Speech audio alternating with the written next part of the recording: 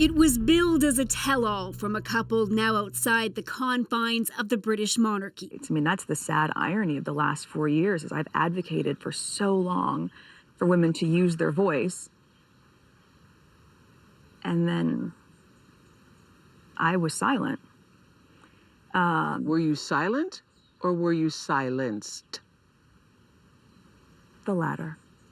The 2-hour interview comes amid mounting friction between Buckingham Palace and the Duke and Duchess of Sussex. The couple made the decision to leave the UK and their official royal roles nearly 2 years ago.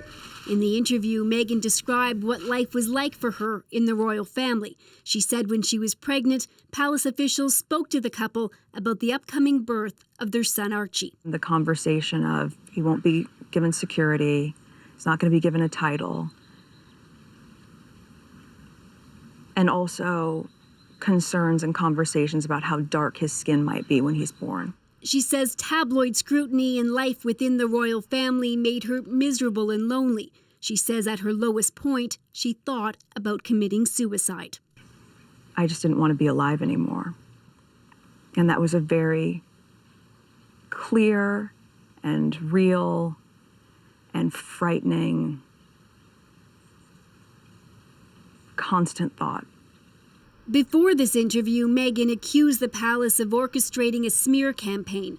Last week, the British newspaper The Times ran a report where sources claimed she treated some of her staff so badly that they quit. The palace, which normally is silent on anything published in the papers, said it was concerned about the allegations and would investigate, which it notably did not do over Prince Andrew's sexual abuse allegations. Not only was I not being protected, but that they were willing to lie to protect other members of the family, but they weren't willing to tell the truth to protect me and my husband. CBS reportedly paid at least $7 million to air the interview, which hit primetime in North America just hours after the Queen's own message. Looking forward, relationships with others across the Commonwealth will remain important. In that broadcast, there was no hint of the rift or some of the dark revelations made in the interview. Now, Meghan admitted that she was very naive when it came to marrying into the royal family. She didn't know just what to expect, but she said initially everybody was very welcoming to her. She said that that really changed after the tour that she and Harry took to the South Pacific. After that, the couple said that they really felt trapped and felt they had no other option but to leave. Harry revealed, Ian, that last year he was basically cut off financially from the family. He talked about how disappointed he was in his father and the strained relationship there. And while most of the interview did focus on the couple's past, they did talk about the future. They're expecting their second child, and in that interview, Ian, they revealed that they're expecting a baby girl. All right, Briar, thanks for this. Welcome. So royal watchers such as Sarika Bowes are keeping a close eye on the interview tonight. She's a lecturer at UBC and joins us from here in Vancouver. So lots of details in there. Sarika, what are your thoughts about what you've just watched? Well, I think the first thing that really I noticed was that I was hearing a narrative of overcoming injustice.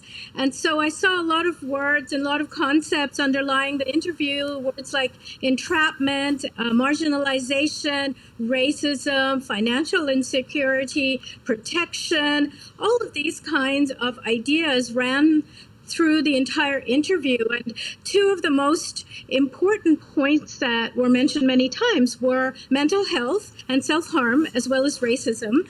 And the idea was that there was a great deal of racist behavior once two things happened. One was the Australian tour, and one was the announcement of the new baby. And there was discussion about not giving the baby a title, discussion about the color of the baby's skin, and discussion really about racist attitudes in the royal family. And I think that particular discussion is probably the most damaging to the royal family.